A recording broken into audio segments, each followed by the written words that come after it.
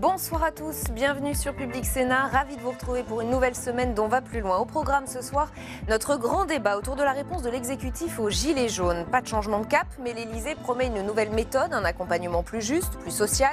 On nous parle d'un pacte, d'un haut conseil pour le climat. C'est Emmanuel Macron qui se chargera d'en dire plus demain matin. Est-ce que ça répondra vraiment aux attentes des Français? #OVPL pour réagir sur Twitter. Notre match des idées, il opposera ce soir Patrick Le Yarrick à Marc Semo. Nous reviendrons sur le regain de tension entre l'Ukraine et la Russie. Ce week-end, des bateaux ukrainiens ont été attaqués par Moscou. Kiev est en passe d'instaurer la loi martiale. Dangereuse escalade en vue, analyse avec nos spécialistes dans 10 minutes.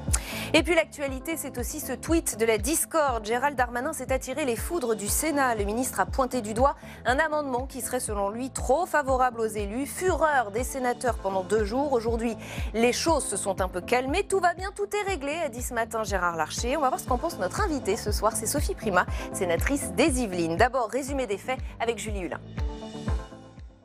Non, je réponds pas, tout va bien. Tout va bien. Tout va bien, tout est réglé. Début de la séance, 14h30. Les discussions sur le budget 2019 reprennent au Sénat, après une suspension décidée samedi à la suite de ce tweet polémique de Gérald Darmanin à propos d'un amendement voté par les sénateurs. À l'initiative des Républicains, le Sénat vient de voter une augmentation de 125% de la déduction fiscale des élus, qui revient à les exonérer d'impôts jusqu'à 1 500 € par mois sur leurs indemnités. Je m'y opposerai évidemment en seconde lecture à l'Assemblée nationale. Ce matin, l'heure était à l'apaisement. Édouard Philippe a envoyé un courrier en ce sens au président du Sénat. Il faut renouveler les conditions du dialogue et c'est ce qu'a permis ce courrier qui va favoriser une deuxième délibération concernant le statut fiscal de certains. Le gouvernement et le Sénat se sont donc mis d'accord pour réexaminer l'amendement en question. Pour la suite, retard pris oblige, l'ordre d'examen du budget a changé cet après-midi. Et la commission a décidé d'étudier en premier la suppression de la hausse de la taxe sur les carburants proposée par la majorité sénatoriale de droite. Tout un symbole en plein mouvement des Gilets jaunes. Cet amendement est un amendement de considération et d'écoute de nos compatriotes. Il ne remet pas en cause l'avenir d'une énergie moins carbonée. Un nouveau coup de pression politique à la veille d'une prise de parole attendue du chef de l'État. Et on va aller plus loin avec notre invitée dans cet entretien. Sophie Primas, bonsoir. Merci d'avoir accepté notre invitation. Sénatrice LR des Yvelines, présidente de la Commission des affaires économiques du Sénat. Tout va bien, tout est réglé, nous a dit Gérard Larcher ce matin. Est-ce que tout va bien? Est-ce que tout est réglé pour vous, Sophie Primas? Écoutez, tout va mieux, en tout cas, puisque nous sommes quittés samedi matin sur un énervement généralisé, dans un contexte où les Gilets jaunes étaient en bas de la rue de Tournon, en face du Sénat, où on voyait sur BFM, enfin, j'ai votre confrère, des images, pardon. Sur les chaînes info en général. Sur les chaînes d'infos en général, des images assez difficiles à regarder des Champs-Élysées, des émeutes qu'il y avait. Donc oui, ça va mieux, mais nous attendons la suite, c'est-à-dire nous attendons que le gouvernement aille dans le sens de ce que le Premier ministre a exposé dans son courrier, qui était quand même un courrier d'apaisement. Oui, justement, il y a eu ce courrier d'Édouard Philippe qu'on a senti peut-être un peu embarrassé par cette situation, mais Gérald Darmanin, lui, n'a pas retiré son tweet. Qu'est-ce que vous y voyez? Est-ce qu'il y a une hostilité particulière de la part de Gérald Darmanin? Comment vous interprétez cette situation? Je pense que Gérald Darmanin n'est pas homme à revenir sur ce qu'il a dit. Ce n'est pas son style de s'excuser ou de revenir en arrière. Moi, j'aurais plusieurs questions à poser au gouvernement. Un, est-ce qu'il est d'accord avec l'attitude de Gérald Darmanin, qui, sans être au Sénat, se permet de mettre des tweets qui ne reflètent pas du tout la réalité de ce qui est discuté? Et puis, deuxièmement, est-ce que surtout le gouvernement est prêt à nous accompagner devant ce qu'on demande, c'est-à-dire une amélioration des conditions d'exercice, particulièrement des maires dans les communes de petite taille? Il se dit tout de même qu'Édouard Philippe a été embarrassé par cette affaire. Vous l'avez senti, vous l'avez su, vous l'avez vu? Ce n'est pas le même style d'expression entre Gérald Darmanin et le Premier ministre. Voilà, après, je ne suis pas dans leur configuration, mais qu'ils soient embarrassés, je pense, en réalité, parce que ce n'est pas du tout comme ça qu'ils fonctionnent.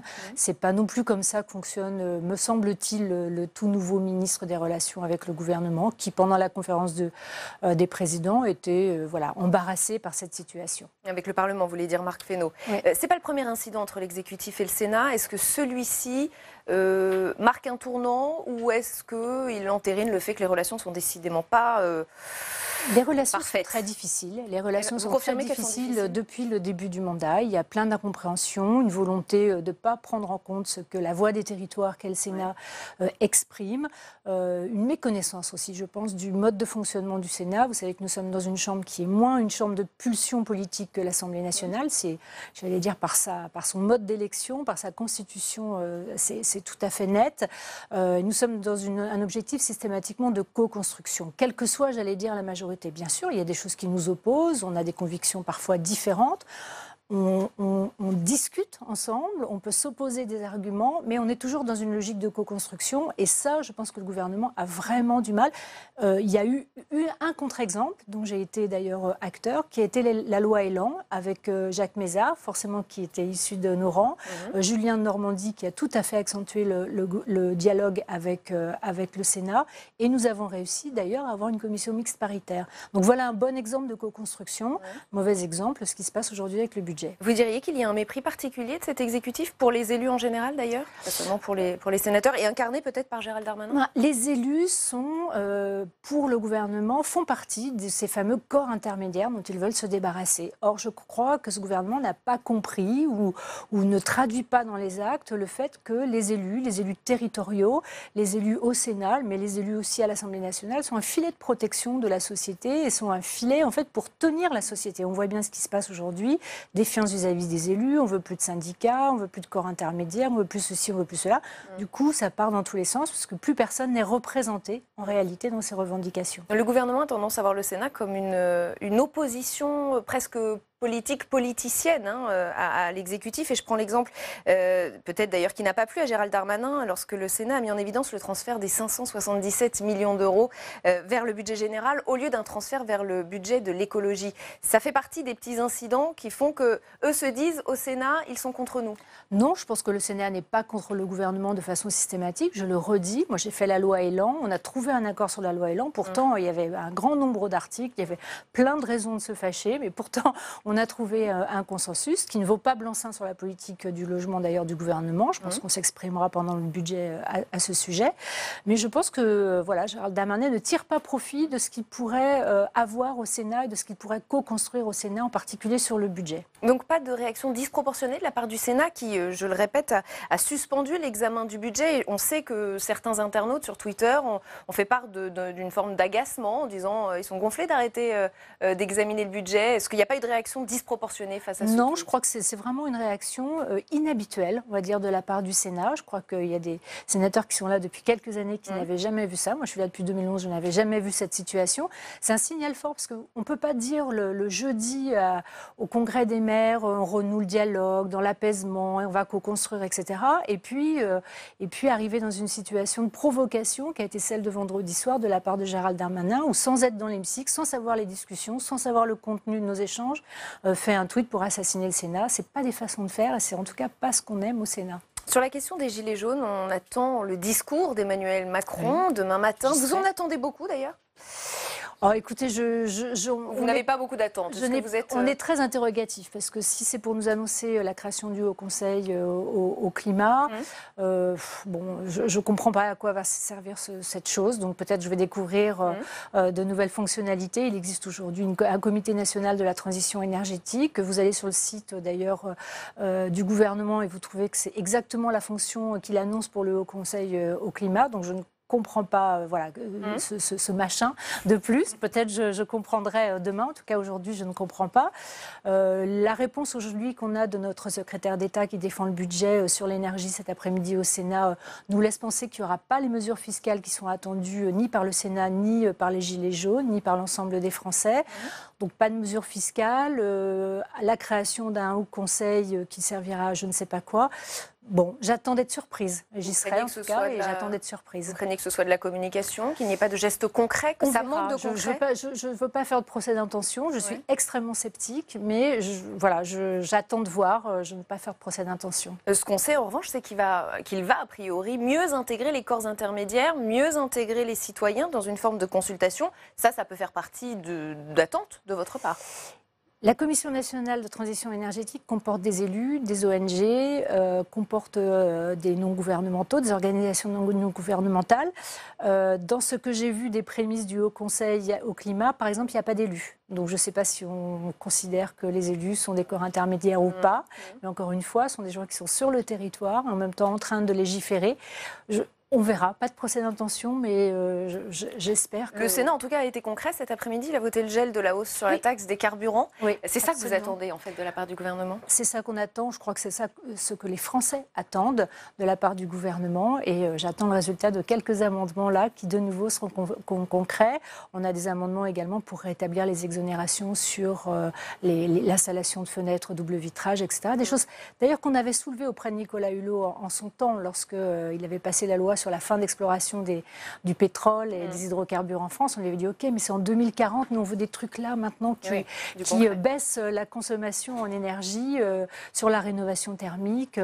Et voilà, c'est ça qu'on essaye de faire ici au Sénat, c'est d'être extrêmement concret. Et du court terme. Merci en tout cas Sophie Primas d'avoir été notre invitée ce soir, sénatrice LR des Yvelines et présidente de la Commission des affaires économiques du Sénat. Merci beaucoup. VPL continue avec le match des idées. Il va opposer Patrick Le Yarrick à Marc Semo. Nous allons revenir sur les très vives tensions qui opposent à nouveau la Russie à l'Ukraine. Tout est parti d'une attaque de navires ukrainiens par Moscou dans une zone extrêmement sensible. Kiev est sur le point d'instaurer la loi martiale. Quelles conséquences, quels risques? On en parle avec nos invités juste après ce sujet de Sandra Cerquera. La situation reste tendue et confuse. Au-dessus du pont de Kertch, entre la Crimée et la Russie, des hélicoptères et des avions de combat russes étaient ce matin encore visibles. C'est là que les incidents se sont produits entre les marines ukrainiennes et russes, une escalade militaire faisant plusieurs blessés. Kiev accuse Moscou d'avoir capturé 3 navires ukrainiens et bloqué l'accès à la mer d'Azov, située entre la Crimée et l'est de l'Ukraine. Ce détroit, seule voie maritime entre la mer Noire et la mer d'Azov, est un axe stratégique pour les deux pays. L'Ukraine vient de signer un décret qui autorise la loi martiale, ce qui pourrait rompre les relations diplomatiques avec la Russie. Lorsque les navires de guerre d'un pays entravent et bloquent l'accès aux ports et aux zones côtières d'un autre pays, cela est considéré comme une agression selon le droit international. Moscou accuse l'Ukraine d'être rentrée illégalement dans les eaux territoriales russes, celle de la Crimée annexée par la Russie en 2014. Une violation a eu lieu et des méthodes dangereuses ont par ailleurs été utilisées. Cela pouvait créer et cela a créé une menace et des risques pour le déplacement normal des navires dans ce corridor maritime. L'objectif pour le Kremlin, c'est aussi de montrer que c'est la Russie et elle seule qui règne sur ces eaux. Un message à destination de Kiev, mais aussi de ses alliés occidentaux, les États-Unis et l'Union européenne, alors qu'une réunion d'urgence du Conseil de sécurité de l'ONU a lieu aujourd'hui. Avec nous pour ce match des idées, Patrick Le Yarrick, bonsoir, député européen, directeur de l'Humanité. Marc Semo, bonsoir, journaliste au Monde et chargé des questions diplomatiques. Ça paraît toujours un peu loin pour les Français, ces tensions entre l'Ukraine et la Russie. Marc Semo, est-ce qu'il y a matière à s'inquiéter de cette nouvelle escalade? De s'inquiéter, oui et non. Les Européens ont rappelé la nécessité de garantir la liberté de navigation. Mais surtout, ce que ça rappelle, c'est cette annexion de la Crimée. C'est-à-dire l'annexion de la Crimée a été la première annexion par la force d'un territoire en Europe depuis la fin de la Deuxième Guerre mondiale. Ce qui est extrêmement grave. Et tout découle de ça. C'est-à-dire aujourd'hui, la Russie dit ce sont nos eaux territoriales. Non, ce sont les eaux territoriales de la Crimée qui a été une péninsule annexée par la force, par la Russie, avec après un référendum bidon, et d'abord l'intrusion de miliciens et de militaires russes. Oui, d'où ma question sur l'inquiétude de voir Moscou et Poutine. Et il y a un deuxième point, d'ailleurs, le détroit, enfin sous le pont, était, selon les accords de 2003 signés entre Kiev et Moscou, garanti la libre circulation à la fois des navires commerciaux et des navires militaires. Donc, on est effectivement devant une violation. Ensuite, chacune des deux parties a aussi sa part de responsabilité. On ne peut pas exclure que de la part de Petro Poroshenko, qui est l'actuel président ukrainien, qui doit faire face à des élections présidentielles en mars où il n'est pas en position de favori, qu'ils aient un peu titillé la bête, histoire de faire un peu monter la tension. Il a proclamé donc l'état d'urgence juste pour un mois, mais ça lui permet effectivement de se poser en patriote qui défend l'Ukraine et qui rappelle ce fait que la Crimée a été annexée par la force. Alors ensuite, l'Ukraine, notamment au point de vue de sa flotte militaire, ne fait pas le poids face à la Russie. Sébastopol, qui est la grande base de la flotte russe dans la mer Noire, est juste à côté. Donc on est pour le moment plutôt dans de la gesticulation. Mais effectivement, tout est possible. Patrick Le Yarrick, effectivement, Porochenko qui vient de signer le décret d'instauration de la loi martiale pour 60 jours tout de même. Pour vous, il n'y a pas matière à plus s'inquiéter que cela autour de ce comportement de la Russie que tout le monde accuse ce soir? Mais ça peut, d'un moment à l'autre, dégénérer. Donc il faut être extrêmement prudent et je crois qu'il faut tout faire pour appeler à la raison. Quand on dit dégénérer, très concrètement, ça veut dire... Dégénérer, il peut se développer à nouveau des conflits armés aux frontières de l'Union européenne, dans un contexte très complexe, comme cela a été relevé. Même la question de la Crimée, elle reste complexe, puisqu'on sait qu'ils avaient tracé un trait. La Crimée était la Russie, et c'est Khrouchtchev. Tout à fait. Dans un redécoupage, on avait dit la Crimée est en Ukraine. Et donc, il y a toujours cette hypothèque, ce désaccord. Mais il est un fait que la Russie, pour le coup, est dans son tort. Et il est un fait aussi, comme M. Semo vient de le dire, que l'Ukraine profite de la situation, puisqu'elle a plutôt l'Union européenne et les institutions internationales de son côté, parce que le droit maritime est de son côté. Et puis en plus, je voudrais quand même rappeler une chose. Cette crise, on verra ce que ça va donner, il y a une réunion du Conseil de sécurité, rappelle quand même à quel point l'Ukraine est un pays otage de la politique menée par la Russie, l'annexion de la Crimée, ensuite le soutien russe aux rebelles séparatistes du Donbass, ce qui fait que l'Ukraine étant en guerre, elle est otage, parce qu'à la fois, ça n'a pas aidé à mener les réformes démocratiques, la lutte contre la corruption, c'est un pays qui est quand même démocratique mais profondément malade, et surtout cela a totalement, et c'est la raison même de l'action de la Russie, cela a totalement bloqué toute perspective d'évolution de l'Ukraine vers les structures euro-atlantiques, qu'il s'agisse de l'Union européenne ou de l'OTAN, parce que les uns comme les autres ne peuvent accepter un pays qui est dans une situation de guerre, même si c'est un conflit gelé avec son voisin, et dont la question des frontières n'a pas été réglée clairement. Je voudrais vous lire je crois que mieux vaut qu'elle ne vienne pas dans une alliance euro-atlantique, parce que ça va encore aggraver les potentiels. C'est vrai, mais sur ce point, juste une chose, la politique de Poutine est celle de gribouille, c'est-à-dire au moment du référendum sur l'indépendance, en 91, au moment de l'éclatement de l'Union soviétique, 80 et quelques pourcents, quasiment 90% des Ukrainiens avaient voté pour l'indépendance. Aujourd'hui, qu'est-ce qui se passe? C'est que même si une majorité d'Ukrainiens était longtemps restée réticente à l'idée d'aller vers l'OTAN ou autre, aujourd'hui, à cause de la politique d'agression russe, une majorité d'Ukrainiens pour être protégés. Pour être protégés. Donc c'est ça une politique de gribouille. Ensuite, les Européens et encore plus l'OTAN sont extrêmement prudents, ils ne veulent pas souffler sur les braises. Mais la politique de Poutine a pour effet de créer exactement l'inverse de ce qu'elle recherche. C'est contre-productif pour une partie, mais les Ukrainiens ne sont pas blancs comme neige non plus, vis-à-vis des Russes, vis-à-vis des russophones, dans un certain nombre de provinces. Donc c'est un match quand même un peu complexe et en partie dangereux. Et qu'on essaye justement d'éclairer ce soir. Dominique Derda, correspondant de France 2 à Moscou, nous dit « Objectif pour le Kremlin de cette opération, montrer que c'est la Russie et elle seule qui règne sur ses eaux, un message à destination de Kiev, mais aussi de ses alliés occidentaux, les États-Unis et l'Union européenne. » Il y a un double message, Patrick Le Yarrick, qui nous est destiné à nous aussi.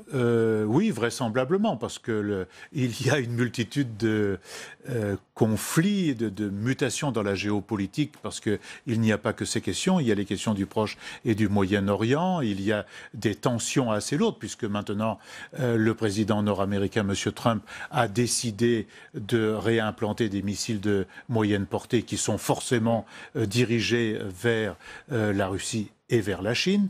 Et donc, il y a des modifications géopolitiques extrêmement intéressantes. D'un autre côté, de la même manière que le président ukrainien s'apprête à affronter des élections présidentielles, M. Poutine lui-même, dans sa politique intérieure, il a quelques difficultés. Sa réforme des retraites, baisse de cote de popularité, mettre beaucoup d'argent dans l'armement et dans les guerres, ça prive les Russes d'un certain nombre de moyens, et donc le mécontentement augmente. Et donc, il y a une course à quelque sorte, entre guillemets, à un nationalisme pour fédérer les populations autour de leur président. Il y a une chose qu'on oublie, c'est que la Russie maintenant veut être reconsidérée comme une grande puissance. Or, dans les faits, elle ne l'est pas. Elle l'est parce qu'elle a une politique étrangère extrêmement claire, agressive. Mais le PIB de la Russie il oscille, selon les prix du pétrole et du gaz, entre celui de l'Espagne et celui de l'Italie. C'est quand même pas grand-chose. Le budget militaire de la Russie est équivalent à celui de la France. La différence, c'est qu'effectivement, ils en usent, ils en abusent. Vladimir Poutine avait parfaitement compris, lors de la guerre en Syrie, en 2013, au moment de la reculade d'Obama, qu'il y avait un espace, que les Américains, avec Obama, et aujourd'hui avec Trump, sont dans une phase de retrait en Europe, parce que pour eux, la priorité, c'est la Chine, et il a occupé cet espace, il a senti ces velléités, cette politique velléitaire des États-Unis, pour de nouveau être l'homme incontournable, et pour lancer l'annexion de la Crimée, c'était en 2014, c'était un an peu ou prou après la dérobade en Syrie, où, malgré la ligne rouge fixée par Obama à propos de l'utilisation des armes chimiques, les États-Unis avaient fait marche arrière. Deuxième thème de ce match, messieurs, le Brexit entériné par Bruxelles. Ce week-end, le divorce est signé, c'est la fin de 45 ans de coopération, et ce n'est encore qu'une première étape, avant un long processus de discussion sur le futur accord commercial, mais c'est déjà un moment fort, et à Bruxelles, on ne fanfaronnait pas hier, et surtout pas Jean-Claude Juncker, écoutez. C'est un jour triste. Voir un pays qu'on a Grande-Bretagne, mais je ferai la même remarque à l'égard de tous les autres, quitter l'Union européenne n'est pas un moment de jubilation ni de célébration, c'est un moment triste et c'est une tragédie.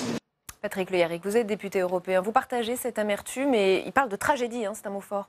Ce que vous avez dit, 45 années où on était ensemble, le Royaume-Uni, pays fondateur, on vient de commémorer plus précisément la fin de la Première Guerre mondiale. Les Anglais étaient avec nous et ils ont été encore dans la Seconde Guerre mondiale pour faire reculer et battre le nazisme. Donc ce qui s'annonce là est évidemment une fracture très importante. Et il n'est pas sûr qu'elle soit profitable au peuple britannique ni au peuple européen, puisque d'abord, dans l'accord, les Britanniques vont quand même beaucoup payer, puisqu'ils ont une rançon de au moins 45 milliards à payer, et pendant 2 ou 3 ans, ils vont continuer à payer ce qu'ils payaient jusque-là au budget européen, alors que c'était un des arguments de ceux qui poussaient pour la sortie. Les enjeux autour de la protection sociale des 3 millions de Britanniques qui sont hors du Royaume-Uni semblent à peu près réglés, donc ceci peut être positif. La question de l'Irlande du Nord, elle est provisoirement réglée, mais il y a nécessité quand même de consolider, puisque c'est dans le cadre de l'union douanière que ceci va se régler définitivement, mais il y a de ce côté quand même des inquiétudes, comme les Écossais ont leurs propres inquiétudes, et puis c'est surtout les enjeux économiques, c'est-à-dire l'enjeu social. Est-ce qu'on va créer les conditions pour pouvoir améliorer la situation des gens au Royaume-Uni? Ce n'est pas sûr. La question de l'emploi. On parle aujourd'hui de possibles délocalisations de la fabrication de la Mini, de Toyota. Et donc ce n'est pas favorable, contrairement à ce qu'avaient prôné ceux qui étaient pour la sortie de l'Union européenne. Il n'est pas dit que ce soit favorable aux travailleurs britanniques. Donc il y a beaucoup d'inquiétudes de ce côté et plus de concurrence entre nous, notamment pour la pêche, l'agriculture, dans le cadre d'un futur accord de libre-échange, n'est pas très positif au fond, je ne crois pas. Et vous avez entendu les mots hier, toute la journée on a eu un seul et même discours, c'est le seul accord possible, c'est ce qu'a déclaré Theresa May. L'accord approuvé est le seul possible, a dit Jean-Claude Juncker. C'est vrai, c'était le seul accord possible? Oui et non, mais ce qu'il faut voir, c'est un accord perdant-perdant, comme le dit Donald Tusk, le président du Conseil, mais en même temps, c'est le moins mauvais accord possible. Ce qui ne veut pas dire que ce soit le seul possible, mais c'est le moins mauvais accord possible. Pourquoi? Parce que fondamentalement, le Royaume-Uni ne largue pas les amarres. Il reste dans l'union douanière, il reste intégré dans l'espace économique européen, dans le marché unique. Bon, c'est plus ou moins la Norvège. Alors, évidemment, là, on peut se dire que pour les Britanniques, c'est un peu dur. C'est-à-dire, ils sont peu ou prou exactement comme avant. Il y a des différences en matière de libre circulation minime et tout, mais globalement, c'est plus ou moins comme avant. En revanche, ils n'ont plus leur mot à dire, puisqu'ils ne sont plus membres de l'Union, sur ces normes, notamment au niveau économique et de l'Union douanière, qu'ils devront appliquer. D'où la colère des vrais Brexiteurs. Et c'est là-dessus, aujourd'hui, que tous les problèmes commencent. Parce que cet accord, bon, il a été signé. Par Bruxelles. Il y a l'accord, 585 pages. Une déclaration politique qui n'est pas juridiquement contraignante de 60 pages, qui fixe que ce seront les vrais enjeux maintenant, c'est-à-dire fixer ce que sera la relation entre le Royaume-Uni et l'Europe. Mais d'abord, il faut que cet accord soit voté par le Parlement britannique. Or, c'est pas du tout gagné. Sur le papier, Theresa May n'a pas de majorité sur cet accord. Donc le risque est, de la même manière qu'on a eu un Brexit par surprise, parce que personne ne s'attendait, quand Cameron lance ce référendum, il pensait le gagner. Ben oui, sinon il l'aurait pas fait. Donc on a eu une surprise mauvaise avec le Brexit. Donc là, on ne peut pas exclure une nouvelle mauvaise surprise, c'est-à-dire que l'accord soit pulvérisé et qu'on ait un no pas une deal surprise, tout le monde dit a priori et une rupture sauvage. Oui et non, parce que Theresa May, qui est fille de pasteur, solide, comme Margaret Thatcher. Alors on disait Thatcher, c'est la dame d'acier. Elle, c'est la dame au nerf d'acier. Elle a d'abord une force, c'est que personne d'autre dans son parti, même s'il y a eu des tentatives de coup d'État interne, ne veut faire le job. Ensuite, les conservateurs ont quand même très peur de nouvelles élections qui porteraient au pouvoir Jeremy Corbyn, qui est, sur le fond, même pas sur le fond, d'ailleurs un Brexiteur lui aussi, bon, qui économiquement est quand même assez Jurassic Park du socialisme, que même le PCF ne reconnaîtrait pas comme tel.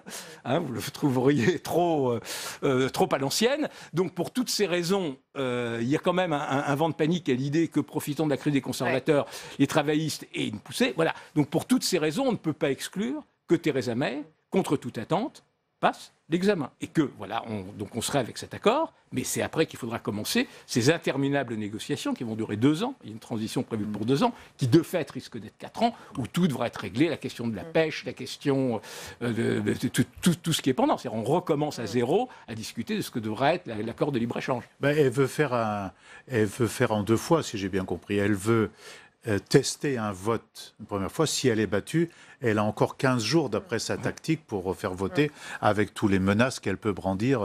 Donc elle a encore quelques cartouches, Theresa May. Parce que s'il n'y a pas d'accord, c'est une sortie dure, comme on dit, un Brexit dur, comme on dit. C'est une catastrophe. Avec tous les inconvénients que ça. C'est une catastrophe. En même temps, il faut voir, par exemple, que ce sont aussi un certain nombre d'opportunités. Parce que, disons, c'est la vieille idée de Michel Rocard, en son temps, que les Britanniques avaient un effet de freinage et de sabotage au sein de l'Europe, et que finalement, si on regarde froidement du côté européen, bon, c'est un accord perdant-perdant, mais les Britanniques perdent un peu plus que les Européens. Et ça profiterait peut-être à Paris. 3e thème de ce match, ces images très fortes qui nous viennent de la frontière entre les États-Unis et le Mexique. Scène de chaos hier. Les forces de l'ordre mexicaines ont été débordées par plusieurs centaines de migrants d'Amérique centrale qui sont rentrés de force.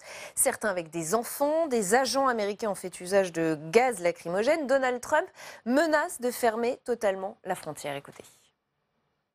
Si on arrive à un stade où on perd le contrôle ou s'il y a des violences, nous fermerons temporairement l'entrée dans le pays jusqu'à ce que la situation soit sous contrôle à nouveau. Patrick Le Yarrick, comment cette affaire est-elle gérée par Donald Trump? Comment vous regardez ça? Il gère ça plus comme un patachon. C'est un ennemi juré de l'humanité, cet homme, puisqu'il était en train d'agir contre des gens qui partent de l'Amérique centrale parce qu'ils sont menacés dans un pays comme le Salvador, le Honduras, etc. Et lui, il ne respecte pas le droit international pour l'asile et il ne respecte même pas la décision d'un juge californien qui a demandé à surseoir à cela. Donc, ce qui est il menace de faire tirer ses soldats. Oui, donc c'est un anti-humaniste incarné, ce mec. Et donc, aujourd'hui, il déchire tout. C'est la loi de la jungle, alors que d'un autre côté, il a bien des travailleurs sans papier qui travaillent dans les grandes fermes dans certaines régions des États-Unis, particulièrement dans le sud des États-Unis, pour lequel il n'a rien à dire, puisque ça fait du profit pour un certain nombre de ses électeurs de l'agro-business. Et même dans son camp, ça râle. On parle de menaces contre la Constitution s'il fait vraiment tirer les soldats. Bien sûr, s'il fait tirer, oui. D'un autre côté, Trump... Il est capable de le faire. Il est capable de le faire, mais il fait avant tout de la politique. C'est-à-dire, il s'adresse à son électorat. Toute la campagne pour les élections mi-terme, oui, mais elles sont terminées. Il l'a fait. Voilà. Oui, mais il a quand même limité les dégâts comme ça, et il continue. Alors ensuite, il y a 2 choses très intéressantes. La première, c'est que là où on voit tous ces migrants massés, c'est là où il y a déjà un mur. Donc ça montre à quel point la question du mur ne règle rien. Et la deuxième chose, ce qui est encore plus angoissant, c'est que pour ces migrants qui sont là massés, commencent à monter des tensions entre ces migrants et les Mexicains de Tijuana, de la ville où il y a cela, parce qu'ils disent à cause d'eux, la frontière est fermée, on ne peut plus les travailler, etc. Donc on voit des violences et même des menaces contre certains de ces migrants, contre certains de leurs Vous voulez dire qu'il joue porte-parole. le pourrissement, c'est ça? Donald Trump est en train de calculer ça? Il joue le pourrissement et il demande surtout au nouveau président mexicain, AMLO, pour faire simple, de s'occuper de la question des migrants et de les faire partir de la frontière. D'un autre côté, il faut aussi rappeler que c'est quand même difficile, surtout pour quelqu'un comme Trump, après toute la campagne qu'il a fait, de dire, bon, il y a 5000 personnes massées à la frontière, on ouvre. C'est assez difficile à gérer politiquement quand même pour connaître ça. Oui, bien sûr, c'est vrai que c'est vrai qu'il veut jouer sur la division. Plus il y aura de pagaille, plus il croit que ça va lui donner raison. Secondement, il ne peut pas s'extraire du droit, et il ne peut pas faire comme s'il était le roi du monde, en situation de tirer sur qui veut, etc. D'autant que ces populations, ou les parents, les grands-parents de ces populations, font la richesse quand même des États-Unis en ce moment. Et on doit s'arrêter là. Merci à tous les deux d'avoir participé à ce match des idées. On va plus loin continuer avec notre grand débat. N'hésitez pas à réagir sur Twitter avec le hashtag OVPL. On va revenir sur la riposte du gouvernement face aux Gilets jaunes. On a eu une partie de la réponse ce matin à l'issue du Conseil des ministres. On aura la deuxième partie de la réponse demain matin avec la prise de parole d'Emmanuel Macron. La réponse du Sénat, elle, a été claire cet après-midi. Il a voté le gel de la hausse de la taxe sur les carburants. On voit tout cela avec nos invités juste après ce sujet d'Héloïse Grégoire. Entendre la colère des Gilets jaunes tout en gardant le cap sur la transition écologique, l'équation semble complexe pour le chef de l'État. Demain, Emmanuel Macron devrait annoncer la création d'un Haut Conseil pour le climat, une structure composée de 13 experts et scientifiques placés sous l'autorité de Matignon. L'objectif, veiller à ce que la trajectoire de la taxe carbone soit bien respectée et les mesures liées à la transition écologique soient bien comprises et mieux acceptées. Seulement, pas grand-chose de nouveau. Le comité s'ajouterait à des dispositifs déjà existants comme le GIEC ou le Conseil national de la transition écologique. Selon l'entourage du président, il y aura également des mesures immédiates, comme des aides destinées à alléger la facture énergétique des ménages. Le chef de l'État devrait aussi annoncer la mise en place de débats dans chaque territoire pour entendre les propositions et les revendications des syndicats, des associations et peut-être même des Français. Mais ces annonces suffiront-elles à calmer la colère des Gilets jaunes? Les manifestants demandent toujours l'annulation des taxes sur le carburant prévues le 1er janvier. Sur ce point, c'est non, l'Élysée ne bougera pas. Et avec nous pour aller plus loin dans ce grand débat, Alexandre Malafaille, bonsoir, chroniqueur à l'opinion, fondateur du think tank Sinopia. Nicolas Tenzer, bonsoir. Bonsoir. Président fondateur du Centre d'études et de réflexion pour l'action politique. Emmanuel Rivière, bonsoir. Bonsoir. Politologue, directeur général de l'Institut de sondage Kantar Public. Et Pierre Dumazeau, bonsoir à vous également, directeur de la rédaction de la lettre de l'expansion, auteur de La République en panne. Un changement de méthode, mais pas de changement de cap. C'est ce qu'a encore dit le gouvernement ce matin. Ça n'annonce pas de changement concret, ça, Alexandre Malafaille. On aimerait qu'il y ait un changement concret. C'est absolument attendu par les Français. La semaine dernière, on a publié un baromètre avec nos partenaires de Dentsu et Sinopia qui disait qu'en fait, près de 80% des Français ne se sentent pas impliqués par le projet de transformation du pays d'Emmanuel Macron. Quand on a 8 Français sur 10 qui vous disent ça, il faut écouter. D'autant plus que la prise de température, elle a été faite à froid fin septembre. Donc c'est pas comme si on était en train de d'être dans le chaud de la crise. On a un deuxième indicateur qui nous dit que les Français, là aussi, à 8 sur 10, rejettent la méthode Macron. Donc là encore, il faut se poser un certain nombre de bonnes questions. Alors après, on fait quoi? Il y a la gestion de la crise à chaud, et puis après, il faudra en tirer des leçons à froid. Quand il était sur le Charles de Gaulle, le président de la République a évoqué peut-être, a-t-il dit, des changements de méthode. Ces changements de méthode, on verra par quoi ils se traduisent. Ces dernières heures ou derniers jours, on a entendu parler de peut-être d'aller vers des formes de jury citoyen. Non, très bien, allons-y. Mais à chaud, il faut faire quelque chose, parce que moi, la conviction profonde que j'ai acquise avec ce mouvement des Gilets jaunes, c'est qu'en fait, quelque part, on a fini par allumer la mèche. Une véritable mèche, non pas d'un pétard, mais d'une véritable bombe démocratique qui, à un moment donné ou un autre, va exploser et va nous faire beaucoup de dégâts. Donc il faut trouver le moyen de désamorcer la crise. Après, il faudra inventer de nouvelles façons de gouverner. Bien sûr qu'il faut garder un État régalien. Bien sûr qu'il faut garder un État central fort. On est un pays particulier, on a la bombe atomique, on a ce siège au Conseil de sécurité. Mais à côté de ça, il faut qu'on puisse montrer aux Français qu'on peut faire de la politique autrement et que sur des sujets aussi importants que la transition énergétique et que la taxe carbone, par exemple, on fait de la concertation. On n'impose pas les choses par le haut, une fois de plus, en disant c'est comme ça, et parce que En Marche, les Français n'ont pas compris que ça voulait dire en force. Alors justement, que dira Emmanuel Macron demain? Pour le moment, on a quand même quelques éléments qui ont été apportés par une porte-parole de l'Élysée à nos confrères de l'AFP, et je voudrais juste la citer. Construire un pacte social de la transition écologique qui repose sur 2 éléments: mobiliser les corps intermédiaires et mobiliser directement les Français. Ce sont les mots de la porte-parole de l'Élysée, Nicolas Tenzer. Ça va a priori prendre la forme d'un d'un Tour de France, d'une consultation géante, c'est une consultation de plus ou est-ce que oui, il y a un vrai changement de méthode? Je pense que c'est ça qu'il faudra concrétiser, effectivement. C'est-à-dire qu'il faut que derrière, je dirais, ces paroles, d'abord qui ne doivent pas concerner que la transition énergétique, mais ça c'est un sujet évidemment premier, il faut qu'il y ait d'abord une reprise effectivement en main de la discussion avec les partenaires sociaux. C'est d'ailleurs une proposition qu'avait faite le secrétaire général de la CFDT, Laurent Berger, et il faut construire quelque chose. Pardon de paraître un tout petit peu rétrograde, mais il y avait une institution, j'ai eu l'honneur d'y officier pendant longtemps, qui s'appelais le Commissariat général du plan. J'ai été chef de service pendant 8 ans, qui préparait quasiment l'ensemble des sujets de réforme, que ce soit leur retraite, la réforme de la fonction publique, les services publics, les transports, et on avait dans des commissions qui travaillaient des syndicats, des membres du patronat, des experts, des ONG et des experts français et internationaux. Et on pouvait, en amont de toute négociation, dans la discussion, essayer d'explorer les choses. Et il y avait des choses, par exemple, que les partenaires sociaux pouvaient nous dire dans le bureau directement, quand je recevais les représentations des organisations syndicales, qu'ils ne pouvaient pas dire publiquement. Et je trouve que cette méthode de préparation, elle est très bonne. Il ne faut pas court-circuiter les partenaires sociaux, il faut aller vers les citoyens, mais là, on n'a pas encore trouvé la bonne méthode, il faut bien le dire. Moi, ce que je me dis, si je suis citoyenne et gilet jaune et que j'ai du mal à boucler mes fins de mois, si j'entends Emmanuel Macron m'annoncer une énième consultation ou un énième haut comité à quoi que ce soit, je me dis que ça ne m'aidera pas à boucler mes fins de mois et que les taxes, elles seront toujours là, Emmanuel Rivière. Est-ce que c'est pas ce que se disent les Français? Une des caractéristiques de cette crise, c'est une espèce de tension entre le temps court et le temps long.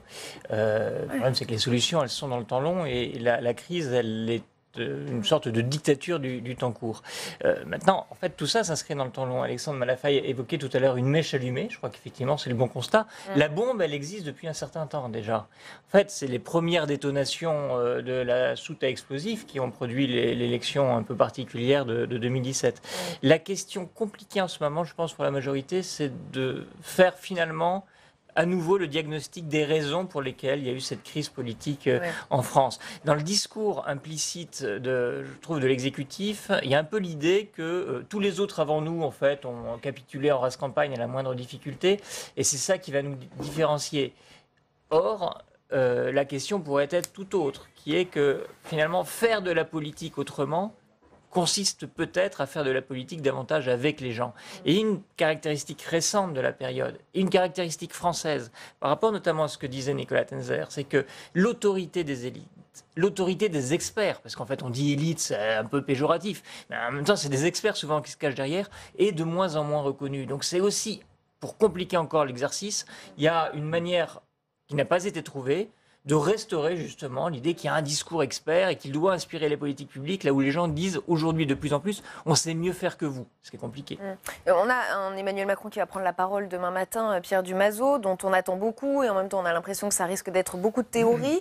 Là, cet après-midi, on a le Sénat qui a voté le gel de la hausse sur la taxe des carburants. Ça, c'est concret. Ça, c'est concret, effectivement. De toute façon, le Sénat a toujours voulu... non pas se détacher, mais faire un petit peu face à Emmanuel Macron, montrer qu'elle avait son caractère. Mais il est intéressant le parallèle cet après-midi. Le parallèle est très intéressant, surtout avec quand on relie, quand on repense aux éléments qui ont été fournis de l'Élysée à l'AFP et que vous avez lus, où c'est vrai qu'on a l'impression quand même de quelque chose d'extrêmement verbeux, toujours un haut comité, un haut conseil, alors qu'il existe, il y a un ministère de l'écologie, il y a le CESE, comité environnemental, social, etc. Et donc on a l'impression que le CESE qui ne comprend pas qu'on ne s'appuie pas sur lui pour aider à résoudre la crise. Le CESE, et on comprend qu'ils ne comprennent pas. Oui, bien sûr. D'ailleurs, je ne comprends pas bien aussi les Français à quoi sert le CESE, ça c'est tout autre débat. Mais effectivement, on a l'impression que face aux décisions concrètes du Sénat, qui dit regardez, c'est possible, on vote ce gel-là, et bien on a Emmanuel Macron qui toujours fait les grandes annonces, le haut comité, mais tout ça est très... comment dirais, vaporeux pour les gens qui manifestent, pour ces fameux gilets jaunes. Tout ça, c'est pas concret du tout. Et d'autant plus que l'autre réponse du gouvernement dans cette affaire, c'est aussi une très grande fermeté face aux casseurs, des formules choc. Scène de guerre, a dit Emmanuel Macron ce matin au Conseil des ministres. Gérald Darmanin, hier, au grand jury, RTL, LCI, Le Figaro, est allé encore plus loin, peut-être un peu trop loin d'ailleurs. Vous allez me dire ce que vous en pensez, écoutez. Ce ne sont pas les gilets jaunes qui ont manifesté, c'est la peste brune qui a manifesté. C'est pas parce que vous mettez un gilet jaune que vous n'avez pas entre nous une chemise brune en dessous. Alexandre Malafaille, je vous vois faire non de la tête. Peste brune, c'est une référence aux nazis, soyons clairs, et c'est un peu tendance en ce moment. C'est très amusant ou très désespérant de voir ce type de formule dans la bouche de gens qui sont aux affaires. On ne comprend pas l'intérêt qu'il y a à systématiquement mal nommer les choses. Faire le buzz ? D'une part. Deuxièmement, on a un gouvernement qui nous dit, et il y a eu des quantités de discours depuis quelques jours, qui nous disent on écoute. Voilà. Donc si on écoute, on écoute.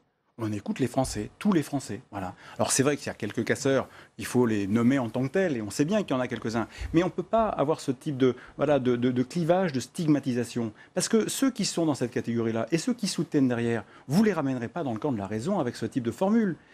Pourquoi on en est là ? Ça fait 30 ans que les gens ont l'habitude de voir finalement, et il y avait beaucoup d'espoir par rapport à l'arrivée d'Emmanuel Macron, beaucoup d'espoir, c'était pas un chèque en blanc, mais c'était en tout cas, il y avait un petit capital de sympathie supplémentaire. Le mode habituel, c'est élection, déception, trahison, et on repart pour un tour, et voilà.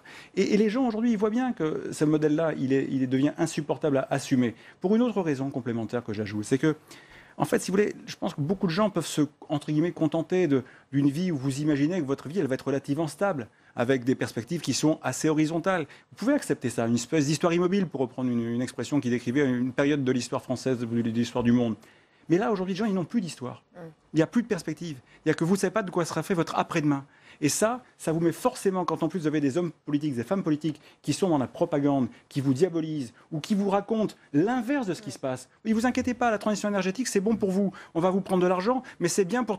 Et en fait, les gens savent très bien que l'argent ne va pas au bon endroit. Donc à un moment donné, l'homme politique ou la femme politique est totalement discrédité. Donc comment voulez-vous recréer de la confiance et du capital de crédit sur ces bases-là ? Nicolas Tenzer. Mais je crois qu'il y a effectivement, c'est aussi la complexité de ce mouvement. Parce qu'il faut bien reconnaître qu'il y avait aussi parmi les manifestants un certain nombre de mouvements d'ultra-droite qui correspondaient assez bien à la description de Gérald Darmanin. Mais c'était évidemment une minorité, c'était une singularité. Il y a eu un certain nombre de leaders du mouvement qui étaient d'ailleurs bien connus comme étant de cette extrême droite, qui avaient eu des propos antisémites, racistes, on avait appelé à Poutine même pour renverser Macron, je parle de l'un des leaders, c'était absolument invraisemblable. Mais ce n'est pas effectivement l'ensemble du mouvement. Et derrière, je pense qu'il y a ce problème qui a été souligné très souvent, peut-être je même fait sur cette antenne, qui est le problème du pouvoir d'achat. C'est un problème qui n'est pas nouveau. C'est un problème qui a été déjà posé, qui se posait à l'époque de Nicolas Sarkozy, à l'époque de François Hollande, et qui se pose encore plus au moment d'Emmanuel Macron. Et ce n'est pas uniquement la question, effectivement, de la taxe carbone ou de la taxe sur le diesel en plus. Ce n'est pas ce sujet-là. C'est un sujet global qui est la question de quelle est la clé de répartition, quel est le contrat fiscal, le contrat social qu'on entend passer avec le pays. Et là-dessus, il n'y a pas de clarté, parce que la plupart des gens, par catégorie, ne savent pas effectivement ce qu'ils paient, ce qu'ils gagnent. Il n'y a pas de clé de partage des efforts clairs. Emmanuel Rivière. Je crois que ça, c'est un des problèmes.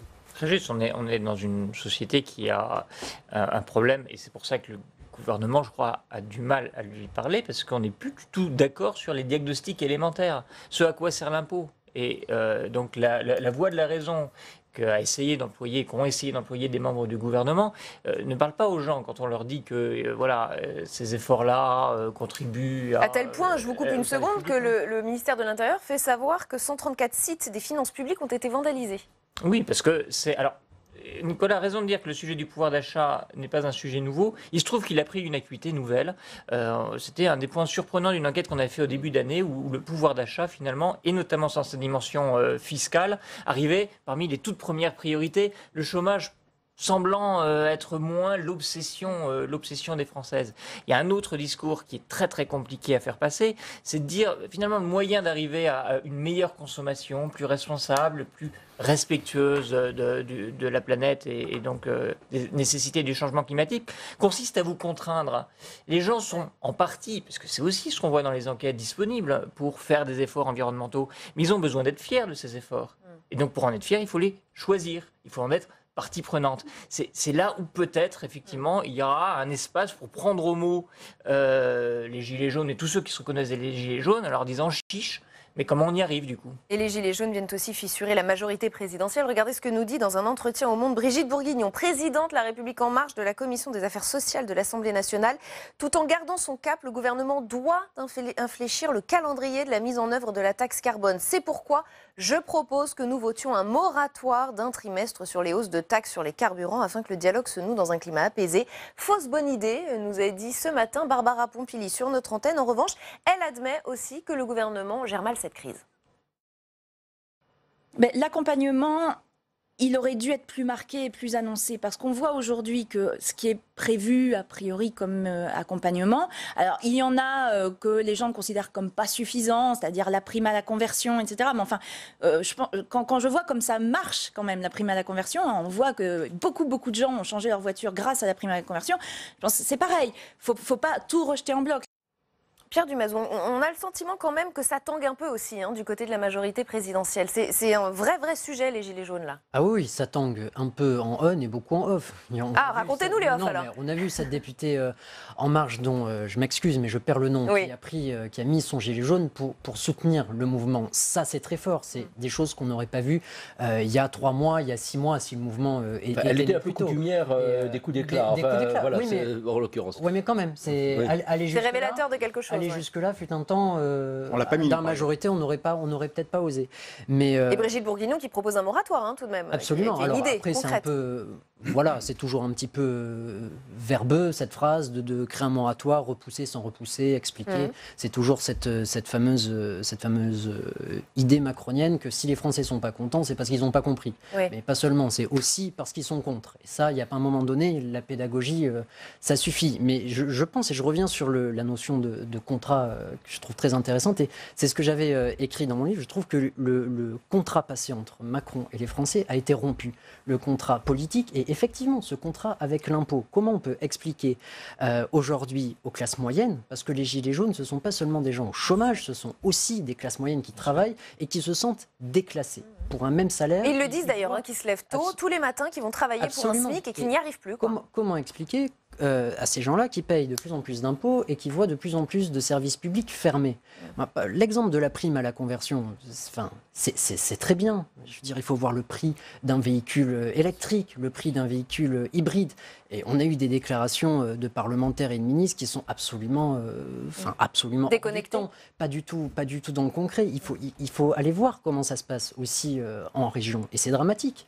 Et cette idée-là, que des milliers de Français, voire même des millions, je ne connais pas le chiffre exact et je ne veux pas m'avancer, mais n'aient pas d'autre choix que de prendre leur voiture pour aller travailler, très bien. Mais alors, dans ces cas-là, on arrête de prendre la voiture, mais on fait quoi à côté ?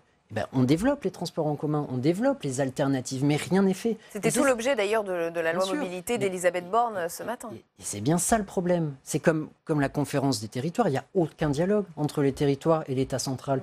Comment voulez-vous que ça marche? Et comment voulez-vous décemment expliquer à ces gens de la classe moyenne qui se sentent déclassés, qui voient des magasins du centre-ville fermés, qui voient des services publics fermés, qu'il faut faire 10 km pour aller à l'hôpital, et maintenant ce sera 20, etc., etc. Comment expliquer à ces gens-là qu'il faut toujours payer plus d'impôts? Ce discours ne tient pas. Et avec quelques gestes ou quelques reculades au choix, vous allez me dire ce que vous en pensez, la vignette poids lourd en suspens, les péages urbains, on n'en parle plus, Alexandre Malafaie. Oui, on a du mal à s'y retrouver. De toute façon, quand on est dans une situation de gestion de crise, ça devient extrêmement confus. Et quand on n'a pas bien imaginé un plan au départ, après, on se raccroche aux branches, on réajuste. Mais on est dans la réaction en permanence. Enfin, je veux dire, quand on entend aujourd'hui ce qui nous est proposé par l'exécutif, y compris en matière de méthode, on se demande mais pourquoi il y a 2 ans, on n'a pas écouter ceux qui disaient des choses. Je ne veux pas prêcher pour la paroisse de Sinopia, mais il y a 2 ans, nous, on avait appelé en faveur d'un Grenelle. On avait appelé en faveur d'un Grenelle de la démocratie. En disant, on avait même fait une lettre ouverte à Emmanuel Macron pour dire, Monsieur le futur président, surtout, ne vous contentez pas de gouverner à l'ancienne et ne vous contentez pas des quelques idées de rénovation institutionnelle que vous avez. Il faut remettre à plat la façon de faire de la politique. Bon, aujourd'hui, on est en train d'y rentrer, mais on y rentre comment? On y rentre dans le dur.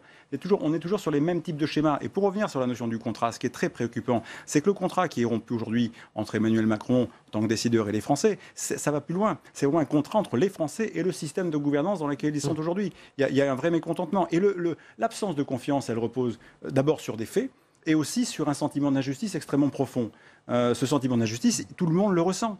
Alors, il est juste, il n'est pas juste. Mais il est quand même, voilà, quand vous posez la question aux Français de savoir si le partage de la valeur dans les entreprises est juste, ils vous disent non à 83%. Donc là encore, ça vous dit quelque chose d'extrêmement fondé. Donc est-ce qu'on fait ou pas? Est-ce qu'on a le sentiment que notre contribution à l'effort collectif est juste ou pas? Si c'est pas juste, on n'a pas envie de rester solidaire de ce modèle-là. Et tant qu'on n'aura pas pris ça en considération, tout ce qu'on peut faire, même comme petit pas en avant, mais tant que ce sera des rustines, ça ne sera pas compris dans une démarche globale. À un moment donné, il va falloir se mettre autour d'une table. Alors il faudra trouver les bons interlocuteurs, trouver le temps qui ne soit pas un temps chaud. Mais si on ne le fait pas, on gouvernera qu'à un cas, jusqu'à une prochaine grande échéance qui sera peut-être celle de 2022, et où là, des gens feront vraiment appel au dégagisme. Alors, on va essayer d'aller encore plus loin sur cette incompréhension entre l'exécutif et les Français. Et si toutes ces tensions avaient pour origine une mesure et une seule? Et si c'était la suppression de l'USF? C'est l'avis exprimé par certains ces derniers jours et ces dernières heures. Écoutez. Que ce qui marquera le début de ce quinquennat, on le sait, c'est la suppression de l'impôt sur la fortune. C'est la formule que j'ai utilisée, mais elle est tellement évidente aujourd'hui.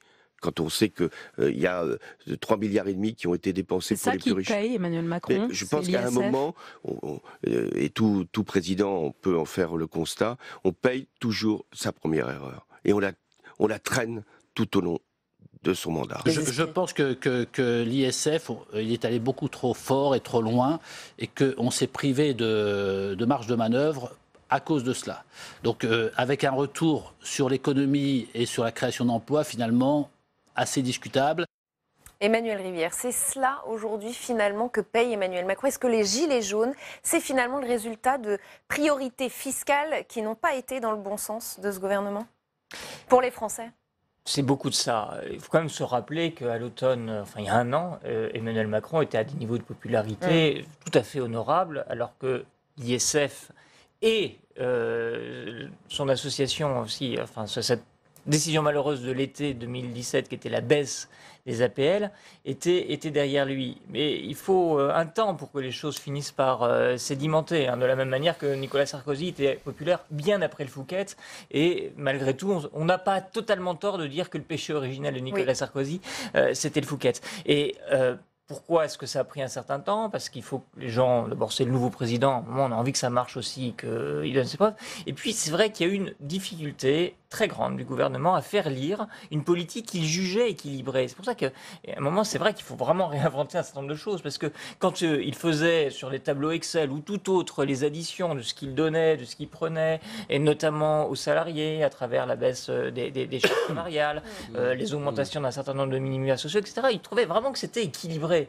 Et le ressenti est totalement différent, pas totalement faux par ailleurs le ressenti, parce que à partir du moment où on a commencé à raconter que l'augmentation de la CSG serait tout de suite, que la baisse des charges salariales ce serait en 2 temps, que la baisse de la taxe d'habitation ce serait en plusieurs temps et pas tout le monde, etc. Là, ça devient très très compliqué d'expliquer quoi que ce soit. Puis aujourd'hui, c'est la grande difficulté pour demain, c'est qu'on est au milieu d'une dispute. Donc c'est le moment où on est le moins audible, au milieu des disputes. Nicolas Tenzer. Oui, mais je ne pense pas. Je pense que l'idée, effectivement, de l'ISF comme bouc émissaire, à mon avis, ne tient absolument pas la route. D'abord parce que la plupart des gens considéraient que l'ISF était un impôt assez absurde, qu'il était profondément injuste. Là, aujourd'hui, ce qui est vrai, c'est que l'impôt sur la fortune immobilière, ça touche en quelque sorte les petits riches, et pas tellement les grands riches. Là, il y a un problème. Et surtout, c'est qu'il n'y a pas eu de compensation. C'est-à-dire que Emmanuel Macron, ce qui était une suggestion que beaucoup avaient faite, lui avait faite directement, supprime l'ISF, le supprime totalement. Mais pour les gros patrimoines, les grosses transmissions, dit clairement, on va taxer davantage ces gros patrimoines transmis, c'est-à-dire que la fortune acquise sans effort, eh bien, elle va être taxée. Je pense que ce serait passé. On aurait eu quelque chose de beaucoup plus juste, beaucoup plus compréhensible que cette mesure-là. Emmanuel Rivière n'est pas d'accord. Maintenant, effectivement, sur la question de la justice qu'évoquait Alexandre Malafaille, je pense que sur la question de la justice, oui, il y a un vrai sentiment, mais ça, les études d'opinion le montrent depuis longtemps, il y a un sentiment d'injustice très profondément ancré dans la société française, qui, effectivement, télescope un problème de défiance vis-à-vis des élites qui n'est pas, là, pour le coup, un phénomène français. C'est quelque chose que l'on retrouve dans quasiment l'ensemble des pays démocratiques. Alors ça prend des formes différentes. Après tout ce qui s'est passé aux États-Unis, ce qui se passe au Royaume-Uni, le Brexit, d'ailleurs, c'était aussi un Brexit contre Londres, pas uniquement contre l'Union européenne, il ne faut pas l'oublier. Bon, donc ça, vous avez envie de répondre, Emmanuel Rivière? Je n'ai pas vu les mêmes études.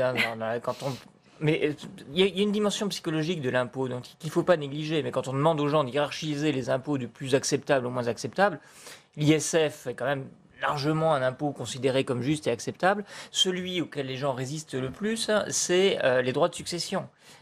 Or, l'efficacité économique des droits de succession ne va pas dans ce sens-là. D'une certaine manière, une vraie justice, une égalité des chances voudrait qu'on taxe beaucoup les droits de succession. Mais il y a une dimension très patrimoniale. Ce qui fait que les gens qui, d'ailleurs, n'en acquittent pas, parce que le patrimoine qui leur est transmis est bien en dessous des seuils d'exonération, sont quand même très crispés sur les droits de succession. Je voudrais vous lire les propos de l'ancien président du Crédit Lyonnais, Jean Peyrelevade, dans Le Point de cette semaine. Pour lui, Emmanuel Macron s'est asphyxié économiquement en se privant à la fois de la taxe d'habitation et de l'ISF. Et la conséquence, la voici, je le cite, « Rien ne sera plus possible d'ici la fin du quinquennat. Je pense que les gens sérieux autour d'Emmanuel Macron le savent et qu'ils sont en train d'habiller les 3 ans à venir qui seront des années d'immobilisme. » Pierre Dumazeau, est-ce qu'aujourd'hui, finalement, quoi que dise, quoi que fasse Emmanuel Macron, ça ne passera plus et qui part sur 3 ans d'immobilisme total? Cette phrase que j'avais lue, elle est dite par certains membres de l'opposition, dont la théorie, en ce moment, c'est de dire que le quinquennat d'Emmanuel Macron est terminé et qu'on va vivre.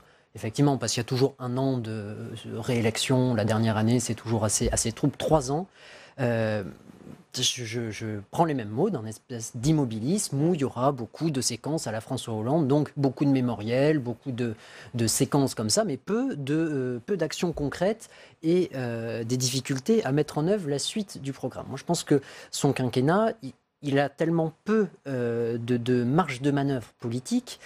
Il va rater En Marche va rater les élections européennes, sauf événement contraire, exceptionnel.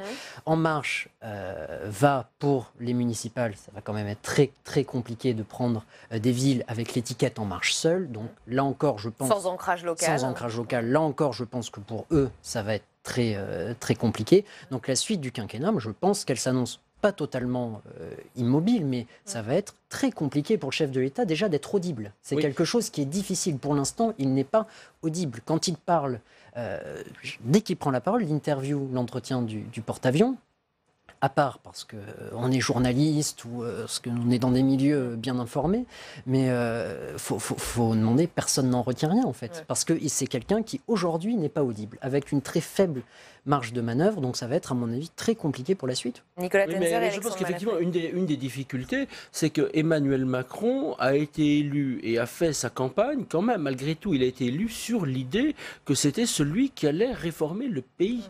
Donc il ne peut pas abandonner, parce que s'il tombe dans la posture de l'immobilité ou de l'immobilisme, c'est absolument... Alors là, il perd toute légitimité. Donc il est tenu de continuer. Alors il faut qu'il change de méthode. Ça, je pense que chacun en conviendra de manière tout à fait aisée. Mais il ne faut surtout pas qu'il tombe dans l'immobilisme. Il ne faut pas qu'il dise je vais arrêter de réformer, ça va être la pause en quelque sorte. C'est impossible pour lui. C'est vrai, mais ça va être quand même très compliqué. Le problème, en fait, le péché originel, c'est pas de taper l'ISF. Le péché originel, c'est la compréhension de ce qui vous arrive quand vous êtes élu président de la République. Et c'est de se dire, je suis légitime. Je suis légitime le soir de l'élection. Mais c'est une erreur majeure de se considérer comme étant légitime dans un pays secoué par 30 ans de mauvaise gouvernance, avec les troubles, les fractures que l'on a. Par une abstention incroyable. Exactement. Donc le vrai score de Emmanuel Macron, c'est le premier tour de la présidentielle, suffrage exprimé, 17%. C'est ça sa base de légitimité. Et donc vous croyez légitime et vous pensez que vous avez été élu pour un programme. Pas du tout. La mécanique institutionnelle a fabriqué une majorité dans un contexte qu'on connaît. Mais derrière, tout est à construire. Et donc quand après vous mais il ne peut pas réajuster en fonction de la réaction. C'est pas la question. La question, c'est vous avez des symboles, vous voulez taper l'ISF. Moi, je trouve que finalement, c'était un impôt injuste, anachronique et absurde. Le remplacer par un autre impôt, bon, l'IFI, c'est pas beaucoup mieux, mais c'est pas sans doute ce qu'il aurait fallu faire. Mais à partir du moment où vous voulez casser un symbole pareil, vous prenez une méthode, vous faites une grande concertation, vous remettez à plat la fiscalité, vous évitez de faire le coup des APL et de programmer dans les tablettes le fait que les pauvres vont, entre guillemets, payer la taxe carbone. Voilà, tout ça, vous pouvez pas le faire. Ça peut pas faire une équation réussie en matière de rénovation fiscale. Parce qu'après, vous avez un président de la République ancien qui vient à la télé qui dit mais Emmanuel Macron, c'est le président des très riches. Voilà. Et donc ça marque. Les gens se souviennent de ça et ça rentre. Donc vous êtes complètement démonétisé. Donc qu'est-ce qui lui reste comme possibilité aujourd'hui? Il lui reste un champ énorme parce qu'il a la chance d'être le président de la République. Mais il va falloir qu'il fasse amende honorable. Il va falloir qu'il fasse une forme de mea culpa, de dire bon, j'étais jeune, j'ai peut-être pas fait ce qu'il fallait. On va s'y mettre ensemble parce que l'intérêt maintenant c'est l'intérêt du pays. C'est pas simplement l'intérêt de sauver le quinquennat. Mais le quinquennat, on s'en fiche. Si la France n'allait pas aussi mal, on pourrait passer à autre chose et attendre 2022. On peut plus attendre 2022. Mais surtout qu'il n'y a rien en face. Et ce qui est en face, c'est encore pire. On peut pas le dire, tout va tellement vite. Et ce mea culpa, peut-être qu'il le fera demain matin. En tout cas, on surveillera ça de très près et on organisera un débat sur le sujet. Merci à tous les 4 d'avoir participé à celui-ci. C'est la fin de cette émission. On se retrouve donc demain en direct à 18h30 sur Public Sénat. Dans un instant, vous retrouvez votre rendez-vous politique, audition publique. L'invité ce soir, c'est Jacqueline Gourault, ministre de la Cohésion des Territoires et des Relations avec les collectivités territoriales. Et puis demain, l'invité de Territoire d'Info, ce sera Didier Guillaume, ministre de l'Agriculture et de l'Alimentation. Très bonne soirée, restez au cœur du débat.